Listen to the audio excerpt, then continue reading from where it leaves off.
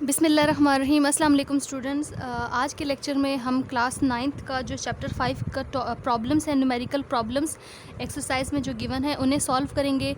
तो आज हम फर्स्ट टू न्यूमेरिकल जो है 5.1 एंड 5.2 उन्हें सॉल्व करेंगे। प्रीवियस लेक्चर में हम लोगों ने मोशन ऑफ आर्टिफिशियल सैटेलाइट को डिस्कस किया था। तो सबसे पहले देखते हैं कि जो 5.1 न्यूमेरिकल है उसकी स्टेटमेंट क्या है। जो फर्स्ट टू न्यूमेरिकल्स हैं 5.1 एंड 5.2 आज हम इन्हें डिस्कस करेंगे। तो सबसे पहले हम देखते हैं कि जो न्यूमेरिकल है 5.1 उसकी स्टेटमेंट क्या है। स्टेटमेंट है find the gravitational force of attraction between the two spheres each of the mass 1000 kilogram, the distance between the centre of the sphere is 0.5 metre. ठीक है, ग्रेविटेशनल फोर्स ऑफ अट्रैक्शन हमने find करनी है। Gravitational force of attraction को आप capital F से represent करते हैं, उसका फार्मूला हम लोगों ने पढ़ा हुआ है। और यहाँ पे जो मैसेज गिवन है स्फीयर्स के वो दोनों मैसेज सेम है। ठीक है, यानी M1 भी 1000 किलोग्राम होगा और M2 भी कितना होगा 1000 किलोग्राम होगा।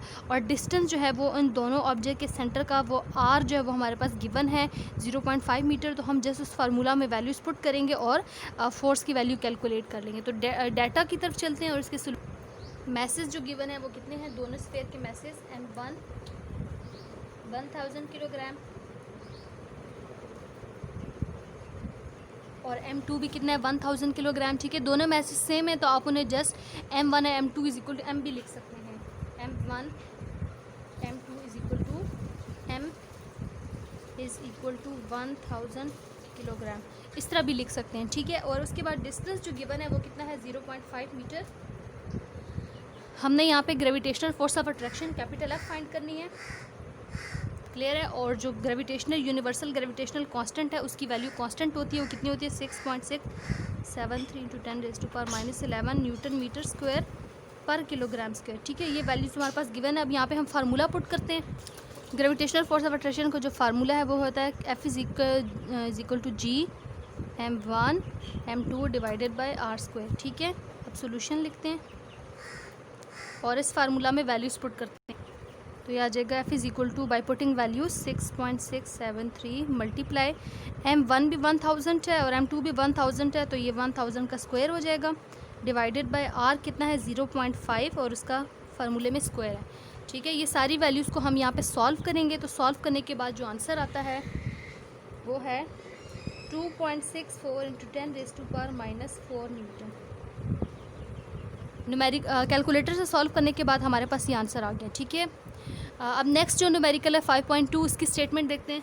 अब जो नेक्स्ट न्यूमेरिकल है 5.2 उसकी स्टेटमेंट देखते हैं। उसकी स्टेटमेंट है the gravitational force between the two identical lead spheres kept at 1 metre apart is this, find their masses. अब इस क्वेश्चन में ग्रेविटेशनल फोर्स जो है दो ऑब्जेक्ट्स हैं उनके दरमियान में जो ग्रेविटेशनल फोर्स ऑफ अट्रैक्शन है वो गिवन है, वो कितनी है 0.006673 न्यूटन गिवन है। ठीक है, और जो दोनों स्फेयर का डिस्टेंस है, डिस्टेंस बिटवीन देयर सेंटर वो भी गिवन है 1 मीटर। हमने इस न्यूमेरिकल में उन दोनों स्फेयर के मैसेज फाइंड करने हैं। ठीक है, M1 और M2 फाइंड करना है, लेकिन क्वेश्चन में यहाँ पे ऑलरेडी गिवन है कि दोनों मैसेज आइडेंटिकल हैं, यानी दोनों जो स्फेयर हैं उनका मैस क्या है सेम है। M1 M2 जो है वो M को इक्वल कंसिडर करेंगे, वो सेम होगा। तो इसको सॉल्व करते हैं, डाटा और सोल्यूशन देखते हैं इसका। तो यह हम सबसे पहले डाटा देखते हैं। डाटा में क्या चीज़ गिवन है, फोर्स की मैग्नीट्यूड गिवन है 0.006673 न्यूटन। क्वेश्चन में फोर्स गिवन है, डिस्टेंस गिवन है 1 मीटर और मैसेज जो है क्योंकि दोनों स्फेयर के आइडेंटिकल है तो हम यहाँ पे M1 M2 is equal to M consider कर लेंगे और वो जो मैसेज है वो हमने फाइंड करने हैं। ठीक है, यूनिवर्सल ग्रेविटेशनल की वैल्यू जो है वो कांस्टेंट होती है।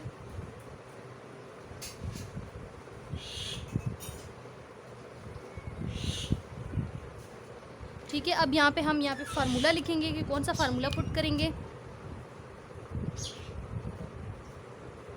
फार्मूला हम लेंगे जो ग्रेविटेशनल फोर्स ऑफ अट्रैक्शन का फार्मूला होता है वो पुट करेंगे। इस फार्मूला को अरेंज कर लेंगे। F is equal to G M1 की जगह भी M पुट कर देंगे और M2 की जगह पे भी M पुट कर देंगे, क्योंकि दोनों मैसेज आइडेंटिकल हैं तो उन्हें हमने M कंसिडर कर लिया। ठीक है, अब ये M और M जो है वो मिल के क्या हो जाएंगे M square divided bye D square. Sorry, यहाँ D स्क्वायर आता है, D स्क्वायर है या फिर R ले लें। ये डिस्टेंस है, आप इसको R स्क्वायर भी कह सकते हो, D स्क्वायर भी कह सकते हो। ठीक है, अब इस फार्मूले में हमने यहाँ पे m फाइंड करना है, तो इसको थोड़ा और अरेंज कर लेते हैं, क्रॉस मल्टीप्लाई कर देंगे is equal to G M square, तो ये आ जाएगा f multiply D square divided by capital G is equal to M square. ठीक है, अब हमने क्योंकि m फाइंड करना है तो बोथ साइड स्क्वायर रूट ले लेंगे, तो ये हमारे पास आंसर आ जाएगा square root f multiply D square divided by capital G। ये हमारे पास फार्मूला जो है वो बन गया है for calculating the mass of the that sphere. ठीक है, अब इस फार्मूला में हम वैल्यूज़ पुट करेंगे और इसको सॉल्व कर लेंगे। वैल्यूज़ पुट करने के बाद फोर्स की वैल्यू क्वेश्चन में गिवन थी ऑलरेडी, वो कितनी थी 0.006673 मल्टीप्लाई डिस्टेंस जो है वो सेंटर का गिवन था 1 मीटर, उसका स्क्वायर ले लेंगे डिवाइडेड बाय कैपिटल G की वैल्यू नोन होती है 6.673 इंटू 10⁻⁻11। ठीक है, सॉल्व करने के बाद कैलकुलेटर से हमारे पास जो आंसर आ जाता है वो कितना आ जाएगा 10,000 किलोग्राम। ठीक है, तो आप ये कहोगे क्योंकि दोनों मैसेज आइडेंटिकल थे, सेम थे, तो आप ये कहोगे कि M1 जो है वो कितना होगा, वो भी 10,000 किलोग्राम होगा, और M2 जो है वो भी कितना होगा 10,000 किलोग्राम होगा।